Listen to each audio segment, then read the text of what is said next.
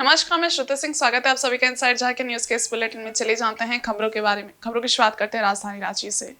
साधु संत समाज समेत विभिन्न हिंदू संगठनों के पदाधिकारियों ने रांची के शहीद चौक पर आंध्र प्रदेश के पूर्व मुख्यमंत्री जगनमोहन रेड्डी का पुतला दहन किया। अखिल भारतीय संत समिति एवं साधु संत समाज के प्रदेश उपाध्यक्ष स्वामी दिव्यानंद महाराज के नेतृत्व में पुतला दहन कार्यक्रम आयोजित हुआ। गौरतलब है कि आंध्र प्रदेश में जगनमोहन रेड्डी सरकार के कार्यकाल में हिंदू आस्था का प्रमुख तिरुपति मंदिर में भगवान को अर्पित किए जाने वाला लड्डू प्रसाद में चर्बी एवं फिश ऑयल का उपयोग किए जाने का मामला सामने आया है। इस खबर से देश और दुनिया के करोड़ों हिंदुओं की भावना आहत हुई है। स्वामी दिव्यानंद महाराज ने कड़े शब्दों में इसकी निंदा करते हुए कड़ी चेतावनी दी है कि समाज के वो वर्ग जो बार बार हिंदू सनातन की भावनाओं को ठेस पहुंचाते हैं, वैसे लोग इस कृत्य को करने से बाज आएं। स्वामी जी ने ये भी कहा कि कोई भी धर्म किसी धर्म को आहत नहीं करता है। यदि कोई भी व्यक्ति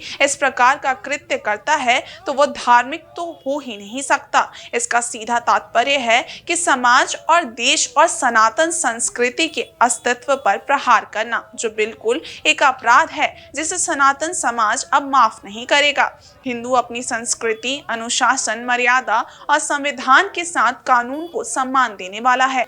हम कभी भी अपनी मर्यादा का उल्लंघन नहीं करते हैं। उन तत्वों को ऐसे कृत्यों से बाज आने की चेतावनी देते हैं, अन्यथा संवैधानिक तरीके से ही उनसे निपटेंगे। हिंदू आस्था के साथ खिलवाड़ बंद करो। हिंदू आस्था के साथ खिलवाड़ बंद करो। अपराध है। प्रसाद में बीफ मिलाना अपराध है। अपराधी को फांसी दो, फांसी दो, फांसी दो, फांसी दो। जगनमोहन रेड्डी को फांसी दो, फांसी दो। जगनमोहन रेड्डी को फांसी दो, फांसी दो, फांसी दो। हिंदू आस्था के साथ खिलवाड़ बंद करो। जगनमोहन रेड्डी मुर्दाबाद, मुर्दाबाद। जगनमोहन रेड्डी मुर्दाबाद, मुर्दाबाद, मुर्दाबाद। जो मेरे धन का पान के मन में कल से कम सैकड़ों फोन आ रहे हैं कि लड्डू तो मैं भी कभी आज ने पहले कभी ग्रहण किया तो मैं भी भ्रष्ट हो गया। कुछ लोग कितने प्रकार से आहत हैं, कोई डिप्रेशन पे जा रहे हैं, कोई तो आत्महत्या भी कर सकते हैं। मैं उनको बताना चाहूँ आपके माध्यम से, हमारा सनातन धर्म बहुत विशाल है। हमारे यहाँ गौ माता जहाँ 33 करोड़ देवी देवताओं का वास है। माता गंगा, अगर कोई थूक भी दे गंगा में तो वह अपवित्र नहीं होता, उसे भी माँ धो लेती है। तो हमारे पंचगव्य हैं और गंगा जल है, तुलसी दल है। इसे ग्रहण करें, पान करें, पश्चाताप करें। ओम नमो भगवते वासुदेवाय इस मंत्र का जाप करके पश्चाताप करें। जगत के पालनहार भगवान विष्णु हमें क्षमा करेंगे, क्योंकि हमने कोई गलती नहीं की है, हमें धोखा किया गया है। और दोहरी पाप उन पापियों को, उन दुष्टों को लगेगा। सजा तो यहाँ कानून भी देगी, ऐसा हमें विश्वास है, और भगवान भी सजा देंगे, उसे नरक में भी स्थान नहीं मिलेगा। आदरणीय शब्द का प्रयोग करें तो ये तो आदरणीय शब्द का अपमान है। रही बात जो कृत्य सामने आया है वो तो सही में हम लोगों को झकझोर देने वाला है कि हमारे प्रसाद तक कोई लोगों ने नहीं छोड़ा है। अभी तक तो हम होटलों के बारे में सुनते आए हैं, ड्रिंक्स के बारे में, ये जूस तक सारा कुछ तो भ्रष्ट हम लोग देखते आए हैं। लेकिन ये हमारा प्रसाद, हमारी आस्था से जुड़ा हुआ प्रसाद, वो भी इतने बड़े मंदिर का जो विश्व विख्यात है, वहाँ पर जब ऐसी बात सुनने को मिलती है तो सच में एकदम रोआ हमारा कांप जाता है कि हम किस दिशा में जा रहे हैं। ये लोग इंसान भी है कि नहीं? इंसान होकर के एक आम इंसान की तरह भी तो किसी के मन में ये बात नहीं आ सकती जिस तरह की हरकत यहाँ हो रही है रोज दिन। और ये तो बहुत मतलब क्या बोलेंगे, पराकाष्ठा हो गई, इसकी पाप की पराकाष्ठा हो गई कि इस तरह की का हम लोग को सुनने देखने को मिल रहा है। तो मैं तो यही कहूँगी कि उनकी सजा कानून तो देगा ही, लेकिन हमारे ईश्वर में पूरी आस्था ईश्वर भी जरूर देंगे। इधर टाटा मोटर्स के जमशेदपुर प्लांट के कर्मचारियों को 11% बोनस मिलेगा। कंपनी के स्थायी कर्मचारियों को अधिकतम 63,872 रुपए और औसतन 46,418 रुपए मिलेगा। सुपर एन्युएशन के तहत आने वाले कर्मचारियों को 13,654 रुपए अनुदान के रूप में मिलेंगे, जबकि 22 कर्मचारियों को 18.33% बोनस मिलेगा। कंपनी के 6,600 स्थायी और 1,922 कर्मचारियों को बोनस का लाभ मिलेगा। बोनस की राशि कर्मचारियों के बैंक अकाउंट में वेतन के साथ 1 अक्टूबर को भेज दी जाएगी। प्रबंधन और यूनियन के बीच शनिवार को हुए समझौते के बाद इसकी घोषणा की गई। अक्टूबर 2024 में टाटा मोटर्स के जमशेदपुर प्लांट में स्थायीकरण के लिए 325/6 कर्मियों की सूची निकलेगी। पहले 225 कर्मियों की सूची निकलनी थी। समझौते के तहत 100 अतिरिक्त 22 कर्मियों के स्थायीकरण की सूची ज्यादा निकालने पर बोनस समझौता के दौरान प्रबंधन यूनियन के बीच सहमति बनी। 25 जनवरी 2024 को टाटा मोटर्स प्रबंधन और यूनियन के बीच क्षमायुक्त संजीव कुमार बेसरा, उप क्षमायुक्त राकेश प्रसाद की मौजूदगी में त्रिपक्षीय समझौता रांची में हुआ था। समझौते के तहत प्रबंधन और यूनियन के बीच हर तिमाही में 225 और 3 साल में 2722 कर्मियों को कंपनी में स्थायी करने का समझौता हुआ था। इसी के तहत हर तिमाही में 225/6 कर्मियों की सूची स्थायीकरण के लिए निकल रही है। बोनस समझौता के बाद टाटा मोटर्स मेन गेट से सैकड़ों की संख्या में कर्मचारियों ने गाजे बाजे के साथ अध्यक्ष गुरमीत सिंह, महामंत्री RK सिंह और सलाहकार प्रवीण सिंह का फूलमाला पहनाकर स्वागत किया। तीनों नेता गाजे बाजे के साथ जुलूस की शक्ल में यूनियन कार्यालय पहुंचे। यहां यूनियन नेताओं ने कर्मचारियों को संबोधित किया।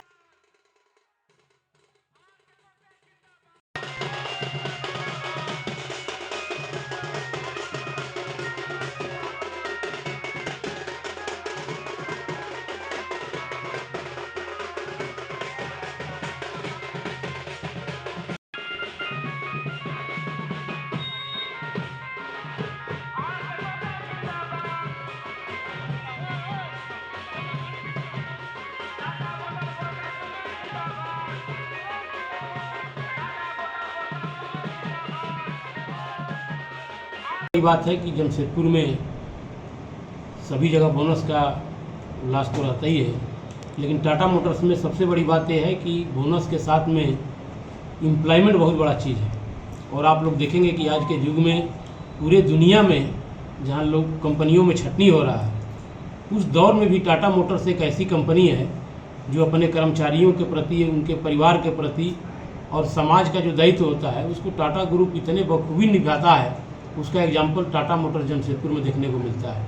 उसके तहत आप सभी को बताना चाहते हैं कि आज जो बोनस समझौता हुआ उसमें 325 लोगों को नई नौकरी मिलेगी। एक तरह से आप देखेंगे जो हम लोगों ने 2700 लोगों को जो परमानेंट किया था, उसके तहत 1 अक्टूबर को 225 लोगों का जो परमानेंट होना था, उसमें बोनस के समय प्रबंधन से बात करके हम लोगों ने 225 की जगह हम लोगों ने बढ़ा करके 325 किया। उसके बाद में हम लोग FTA और TMST करके हमारे 116 बच्चे बाहर में बैठे हुए थे, उनका भी 1 अप्रैल से डिप्लोमा करा करके उनको डायरेक्ट परमानेंट करने की बात हुई है।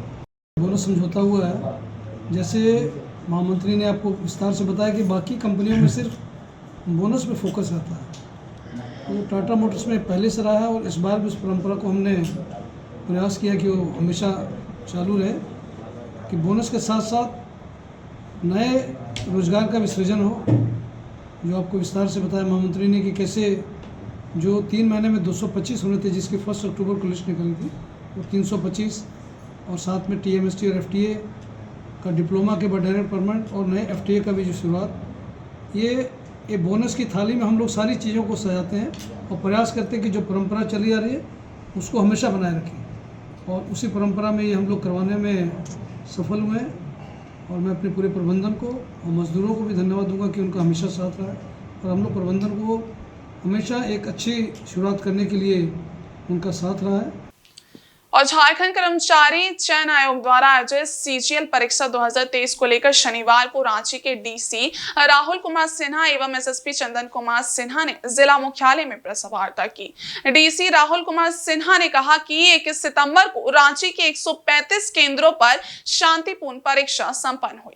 परीक्षा के पहले दिन 60,000 परीक्षार्थियों में से लगभग 21,000 परीक्षार्थी परीक्षा में शामिल हुए। 22 सितंबर को रांची के 136 केंद्रों पर परीक्षा आयोजित की जाएगी। DC राहुल कुमार सिन्हा ने बताया कि परीक्षा के प्रश्न पत्र को लेकर सुरक्षा के पुख्ता इंतजाम किए गए थे। परीक्षा की गोपनीयता बनाए रखने के लिए प्रथम पाली की परीक्षा में प्रश्न पत्र सील बंद बक्से में कोड वाले ताले में बंद थे। ताले को खुलवाने के लिए कोड नंबर आयोग की ओर से परीक्षा शुरू होने के कुछ देर पहले ही उपलब्ध कराए गए। बाकी पालियों की परीक्षा के प्रश्न पत्रों के सील बंद बक्से की चाबी सील बंद लिफाफे में परीक्षा केंद्रों को परीक्षा शुरू होने के आधा घंटा पहले गश्ती दंडाधिकारियों द्वारा उपलब्ध कराई गई। परीक्षा संबंधी गोपनीय सामग्री स्ट्रांग रूम में सीसीटीवी की निगरानी में सील बंद कर रखी गई थी, जिसका प्रसारण सीधे आयोग एवं जिला कंट्रोल रूम से किया जा रहा था। एसएसपी चंदन कुमार सिन्हा ने बताया कि परीक्षा के सफल संचालन के लिए कुल 72 गश्ती दंडाधिकारी एवं सभी 136 परीक्षा केंद्रों पर स्टैटिक दंडाधिकारी, परीक्षा पर्यवेक्षक एवं पुलिस पदाधिकारी और महिला एवं पुरुष पुलिस बल की प्रतिनियुक्ति की गई थी। यही सुरक्षा व्यवस्था रविवार की परीक्षा में भी रहेगी। स्ट्रांग रूम से सील बंद बक्सा और चाबी गश्ती दंडाधिकारियों द्वारा पुलिस सुरक्षा में परीक्षा केंद्रों पर पहुंचाई गई। आज की तिथि में मेरा वाला हो चुकी है और बिल्कुल शांतिपूर्ण तरीके से अपने रांची जिला में यह परीक्षा संपन्न हो गई है। इसकी तैयारियां कई दिनों से चल रही थी और आयोग के द्वारा समय समय पर तैयारियों की भी लगातार समीक्षाएं की जा रही थी। रांची बड़े जिले होने की वजह से अधिकांश सेंटर्स यहीं पे बनाए गए थे। यहाँ पर कुल 136 सेंटर्स पर यह परीक्षा आयोजित कराने के लिए सारी तैयारियां की गई थी, जिसमें कि 61,000 बच्चे दोनों दिनों के लिए इसमें शामिल होने जा रहे हैं। इस वर्ष से सुगमता के साथ बिल्कुल कदाचार से बचने के लिए बहुत सारे सुरक्षा के उपायों को इस्तेमाल किया गया था। सभी गोपनीय परीक्षा सामग्रियों को समय से पहले कंट्रोल रूम बनाते हुए यहाँ के स्ट्रांग रूम में, जो कि ट्रेजरी में बनाया गया है, वहाँ पर सभी को जमा किया गया। जितनी भी गोपनीय परीक्षा सामग्रियाँ थीं सभी को इंडिविजुअल ट्रंक्स में सेंटर वाइज यहाँ पर लाकर पहुँचाया गया था कि थाना प्रभारी जिनके एरिया में एग्जाम नहीं था उन्हें भी टास्क दिया गया जिन एरिया में सेंटर्स था। तो कंटिन्यूअस पेट्रोलिंग और लॉ एंड ऑर्डर की मॉनिटरिंग हो रही है। कदाचार मुक्त हो परीक्षा, इसके लिए हम लोग 2 दिन पूर्व से ही होटल में गहन जांच चलवा रहे थे। सारे होटल लॉज, ताकि वहां पर कहीं कोई गिरोह ऐसा न बैठा हो जिसके द्वारा कोई गड़बड़ी की जा रही हो। कुछ सस्पेक्ट्स को राउंड अप भी किया गया और उसकी जांच चल रही है, लेकिन कहीं कोई ऐसी बात नहीं आई कि कोई कदाचार के लिए यहाँ पर पहुंचा हुआ था। लेकिन पूरा प्रशासन बिल्कुल हाई विजन पे है ताकि किसी भी परिस्थिति में कोई कदाचार या कोई लॉ एंड ऑर्डर का समस्या न हो। वहीं पूर्वी सिंहभूम जिले के मुसाबनी से यूसीआईएल बागजाता खान जाने वाली मुख्य सड़क इन दिनों बेहद ही जर्जर हो चुकी है। इसकी वजह से सभी स्कूल प्रबंधनों ने इस क्षेत्र में स्कूल बस सेवा 1 अक्टूबर से बंद कर दी है, जिससे अभिभावक परेशान हैं।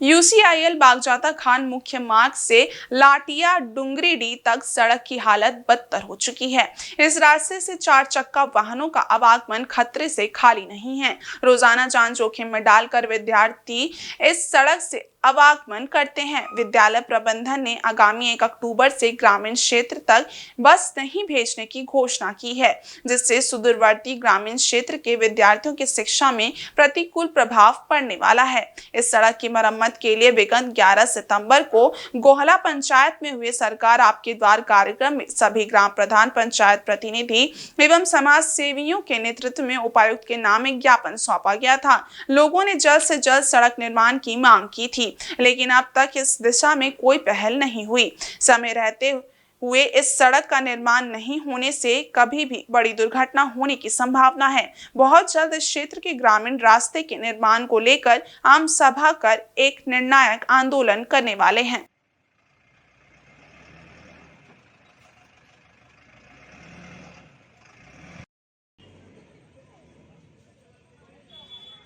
हमारे जो रास्ता है, 1-2 जगह में ऐसी परिस्थिति बनी हुई है कि जब कभी भी जो विद्यालय जाने आने वाले बच्चे का बस आवागमन होता है उसमें बस पलटी होने जैसी संभावना है। इस कारण विद्यालय प्रबंधन द्वारा आगामी 1 अक्टूबर से इस क्षेत्र में विद्यालय जाने वाले बच्चों को ले जाने के लिए बस नहीं भेजने की चेतावनी दी है। हम लोगों ने सभी ग्रामीणों के तरफ से विगत 11 सितंबर 2024 को हमारे गोहला पंचायत में हुए सरकार आपके द्वार कार्यक्रम में हम सभी ग्रामीणों की तरफ से उपायुक्त के नाम एक ज्ञापन सौंपे हैं, जिसमें जल्द से जल्द इस रास्ते की निर्माण करने की मांग की गई है। मैं उपायुक्त महोदय से निवेदन करना चाहता हूं, हाथ जोड़कर निवेदन करना चाहता हूं, एक बार इस क्षेत्र के रास्ते को निरीक्षण करने के लिए अवश्य आएँ और ये जो छोटी सी पुल बनी हुई है इसको भी निरीक्षण करें, ताकि हमारे क्षेत्र में जो हम मरीजों को अस्पताल तक ले जाते हैं उसमें काफ़ी परेशानी होती है। इधर झारखंड प्रदेश गुरु रविदास महासभा ने अभिषेक रवि की हत्या के विरोध में शनिवार को रांची में सांकेतिक कैंडल मार्च निकाला। इसके साथ ही उड़ीसा सरकार से मामले की जांच सीबीआई से कराने की मांग की। इसका नेतृत्व कर रहे महासभा के अध्यक्ष दीपक कुमार रवि ने कहा कि रांची डोरंडा रविदास मोहल्ला निवासी अनूप चंद्र राम के पुत्र अभिषेक रवि की हत्या भुवनेश्वर के कॉलेज में 12 सितंबर को कर दी गई थी। इस मामले की उच्च स्तरीय जांच कर दोषियों पर कार्रवाई की जाए ताकि भविष्य में ऐसी घटना दोबारा न हो। वक्ताओं ने कहा कि अभिषेक रवि की हत्या हुई है, इसलिए उड़ीसा सरकार मामले की सीबीआई जांच कराए। कैंडल मार्च में मृतक अभिषेक की मां मंजू देवी, बहन सिमरन रिया, महासभा के दीपक कुमार रवि, दीपक राम समेत काफी संख्या में लोग शामिल थे। बता दें कि मृत छात्र अभिषेक के पिता ने इस संबंध में उड़ीसा के राज्यपाल रघुवर दास को पत्र लिखकर निष्पक्ष जांच कराने और दोषियों पर कार्रवाई का आग्रह किया है।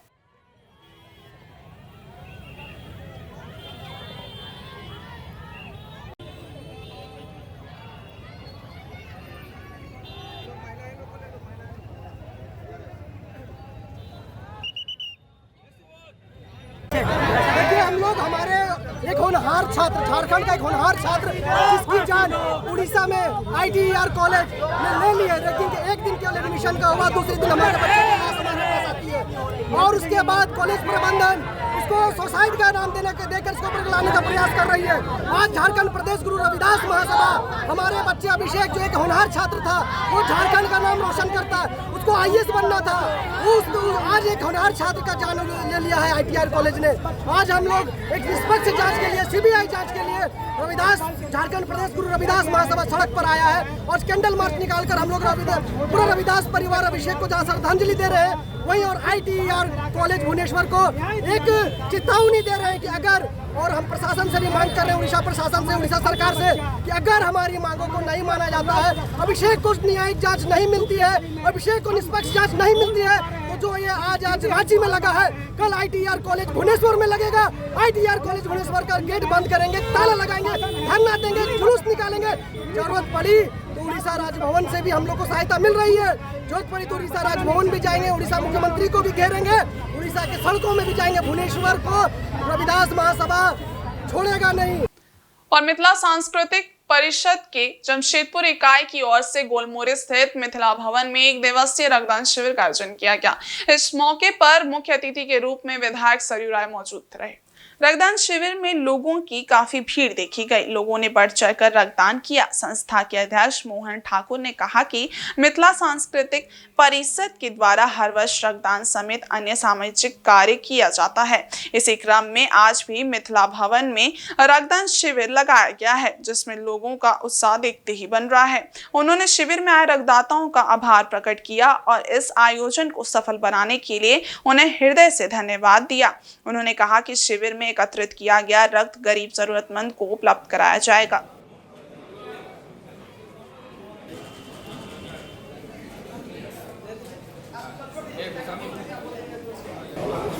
मिथिला सांस्कृतिक परिषद जमशेदपुर द्वारा रक्तदान शिविर का आयोजन किया गया है। ये शिविर हम लोग हर एक साल में रक्तदान शिविर करते हैं। पिछले साल भी वो किए थे। पिछले साल में हम लोग करीब 138 यूनिट रक्त हम लोग ब्लड बैंक को दिए थे। इस साल भी हम लोग बढ़ चढ़ के काम किए हैं। उम्मीद करते हैं पिछले साल से भी ज़्यादा यूनिट हम ब्लड बैंक को दे पाएंगे। हमारा पूरा कार्यकारिणी के लोग इसमें लगे हुए हैं, प्रचार करके मैक्सिमम लोगों को इसमें जोड़ के कि ज़्यादा से ज़्यादा रक्तदान हो पाए। मुख्य अतिथि के तौर पर अपना विधायक श्री सरयू राय जी हैं और ये आपका DMH के डॉक्टर मल्लिक जी हैं और डॉक्टर KN झा जो कि चर्म रोग विशेषज्ञ हैं जमशेदपुर के। वो तीनों आदमी हम लोग के मुख्य अतिथि के रूप में यहाँ पे थे। उन्होंने ही सब यहाँ पर उद्घाटन किया है और अभी ब्लड कैलकुलेशन चालू है। शिक्षकों की विभिन्न समस्याओं को लेकर झारखंड प्राथमिक शिक्षक संघ की जमशेदपुर इकाई ने शनिवार को जिला शिक्षा अधीक्षक कार्यालय में धरना प्रदर्शन किया। इस धरना में जिले भर से 1000 शिक्षक शिक्षिका शामिल थे। सभी ने अपनी मांगों के समर्थन में जमकर नारेबाजी की। संघ के जिलाध्यक्ष अरुण कुमार सिंह ने कहा कि ई विद्या वाहिनी द्वारा उपस्थिति बनाते समय होने वाली समस्या से शिक्षक रोज जूझ रहे हैं। इसके अलावा प्रतिदिन विभागीय पत्र रिपोर्ट भेजने की जिम्मेदारी से पठन पाठन में समस्या बनी रहती है। शिक्षकों ने मांग की है कि प्रखंड स्तर पर भिन्न भिन्न रिपोर्ट हेतु छात्र छात्राओं का मास्टर डाटा तैयार किया जाए ताकि बार बार शिक्षकों से रिपोर्ट ना मांगना पड़े। इसके साथ ही जिन विद्यालयों के बच्चों को सत्र 2021-22 एवं 2022-23 का साइकिल नहीं मिला है, उसकी व्यवस्था प्रखंड स्तर से अविलंब की जाए। गंतव्य हो कि संघ के द्वारा बार बार स्मारित करने पर भी शिक्षकों को अभी तक ग्रेड 3, 4 एवं 7 में प्रोन्नति नहीं मिली है। शिक्षक एक ही वेतनमान में नियुक्त होते हैं और उसी में प्रोन्नति की आशा में सेवानिवृत्त होते जा रहे हैं। विद्यालय स्तर पर गैर शैक्षणिक कार्यों के बोझ तले दबते चले जा रहे हैं, जिसे कम किया जाए। शिक्षकों को प्रतिमाह 2-3 तारीख तक वेतन का भुगतान समेत अन्य मांग विभाग से मांग की गई। जिलाध्यक्ष ने बताया कि वे लोग अपनी मांगे पूरी होने तक चरणबद्ध आंदोलन चलाएंगे। तारीख से हम लोग प्रखंडवार क्रमिक धरना पर यहाँ पर हम लोग बैठने का हम लोग निर्णय हुआ है। प्रमुख मांग में हम लोग का जिला में 2017 के बाद से ग्रेड 3, 4, 7 में आज तक प्रोन्नति नहीं हुई है। जिले में 100% प्रधानाध्यापक के पद रिक्त पड़े हैं। देखने वाला कोई नहीं है। जो शिक्षक है हमारे, उन्हीं से ये प्रकार प्रधानाध्यापक का काम किया जा रहा है और उनको मानसिक रूप से प्रताड़ित भी किया जा रहा है, जबकि प्रधानाध्यापक पद पर वो कार्यरत भी नहीं है। ग्रेड 4 में जो है हमारे कॉमर्स स्नातक योग्यताधारी को भी आज तक किसी भी तरह का प्रोन्नति नहीं मिला है। काफ़ी न्यायालय से लंबी लड़ाई के बाद उन लोगों ने न्यायाधीश के तहत सफलता प्राप्त की है और उन लोग को भी प्रोन्नति ग्रेड 4 में कला संकाय में मिलना चाहिए। ये संघ का मांग है, ये काफ़ी पुरानी मांग है। एक ही वेतनमान में कार्य करते करते शिक्षक सेवानिवृत्त हो जा रहे हैं, लेकिन उनकी सुधि लेने वाला कोई नहीं है। इधर पूर्वी सिंहभूम जिले के कोवाली थाना क्षेत्र के हल्दी पोखर बांग्ला बोर्ड मध्य विद्यालय के पास शनिवार शाम करंट लगने से एक बिजली मिस्त्री की मौत हो गई। घटना उस वक्त हुई जब बिजली मिस्त्री झंटू बागती उर्फ लारा बागती ट्रांसफार्मर में फेस बांध रहा था।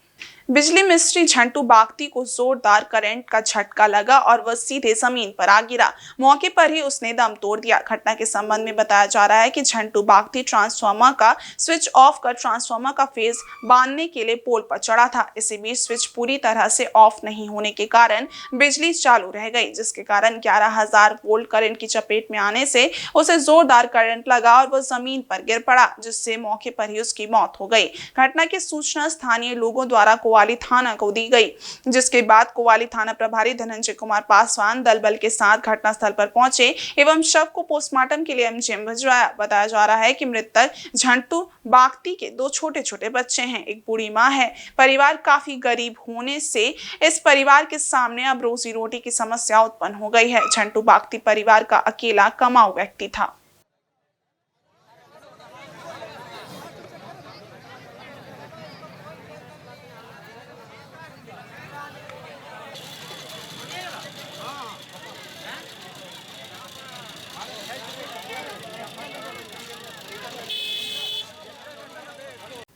और इस बुलेटिन में बस इतना ही। ब्रेक के उस पार कुछ और खास खबरें, तब तक के लिए देखते रहिए इंसाइड झारखंड न्यूज। धन्यवाद।